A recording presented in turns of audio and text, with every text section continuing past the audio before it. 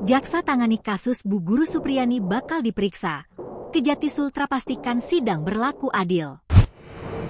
Jaksa yang menangani kasus guru honorer, Supriyani bakal diperiksa. Kejati Sultra pastikan sidang berlaku adil.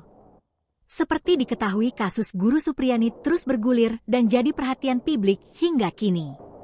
Sebelumnya, Guru Supriyani dilaporkan telah memukul anak Aibda WH menggunakan ganggang sapu di dalam kelas.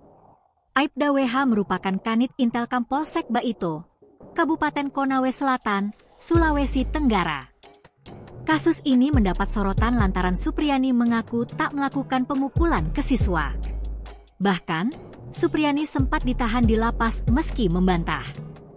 Kabar terbaru, setelah Guru Supriyani menolak upaya mediasi dan sidang dimulai, Kejati Sultra akan memeriksa secara internal jaksanya dalam kasus ini. Hal ini diungkap oleh Wakil Kepala Kejaksaan Tinggi, Wakajati, Sulawesi Tenggara, Sultra, Anang Supriyatna.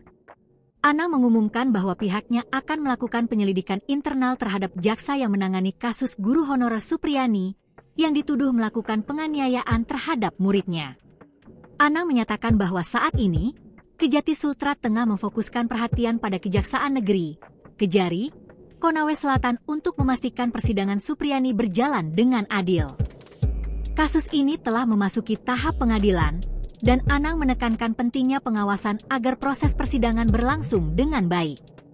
Ia juga menyatakan bahwa seharusnya kasus ini bisa diselesaikan melalui pendekatan restoratif justice sejak awal.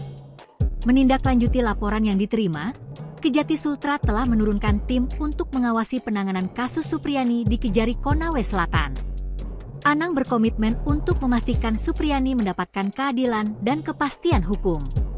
Setelah persidangan, pihaknya berencana melakukan pemeriksaan internal di Kejari Konawe Selatan.